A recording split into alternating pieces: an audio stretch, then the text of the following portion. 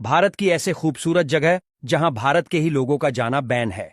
गोवा के only foreigners बीच पर लोग बिना कपड़ों के घूमते हैं, वहां भारतीयों के जाने पर सख्त मनाही है।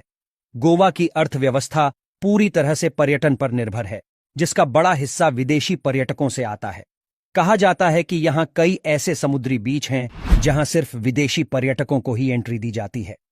भारत के देसी पर्यटकों का इन बीचों पर जाना पूरी तरह से बैन है। इसकी वजह विदेशी पर्यटकों की शांति में खलल डालने से रोकना है।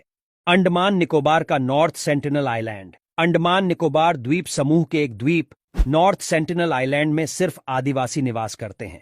यह द्वीप बाहरी दुनिया से संपर्क नहीं रखता है। इस द्वीप पर बाहर से आए हुए किसी भी व्यक्ति का जाना वर्जित है। 2018 में इस इलाके में कदम रखने की वजह से एक अमेरिकी नागरिक जॉन एलन को जान से हाथ धोना पड़ा। उसके बाद सेंटिनल आइलैंड की जबरदस्त सुर्खियों में आ गया।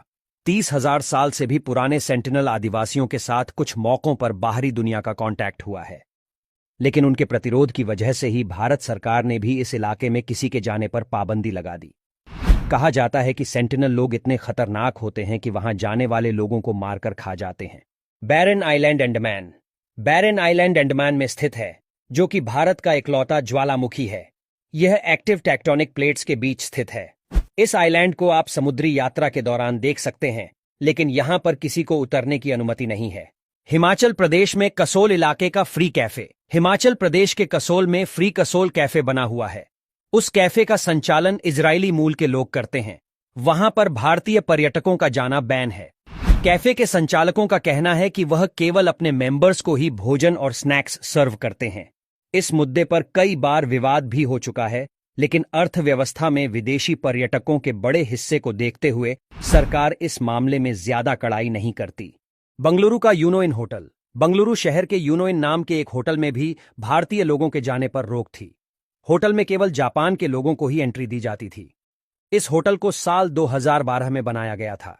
इसके बाद जब होटल पर नस्लीय भेदभाव के आरोप लगे तो करीब 2 साल बाद इसे बंद कर दिया गया। लक्षद्वीप। लक्षद्वीप पर कई छोटे बड़े आइलैंड हैं, जिनकी संख्या 35 से ऊपर है। यहां आने वाले यात्रियों को केवल कदमत, कवारत्ती अगाती, मिनिकॉय और बंगाराम जैसे आइलैंड पर घूमने की अनुमति मिलती है। इसके अलावा बाकी आइलैंड पर लोगों को नहीं जाने दिया जाता है। ये आइलैंड नौसेना के लिए भी महत्वपूर्ण बेस कहा जाते हैं।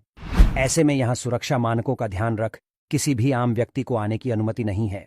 नोरबुलिंका कैफे, हिमाचल प्रदेश। हिमाचल प्रदेश की वादियों के बीच ही नोरबुलिंका नाम का एक कैफे है। इस कैफे में भारतीयों को जाने की बिल्कुल भी अनुमति नहीं है। इस पर केवल विदेशी और कुछ खास लोग ही जा सकते हैं।